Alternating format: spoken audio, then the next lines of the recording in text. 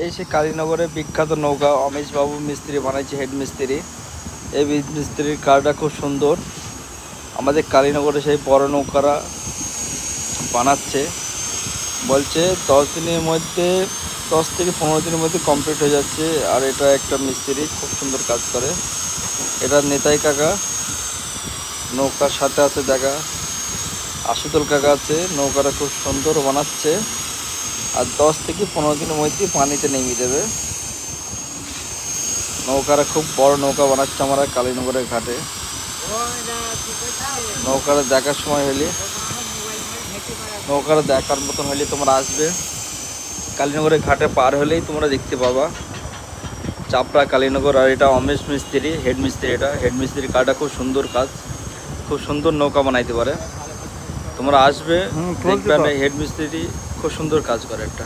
ঠিক আছে।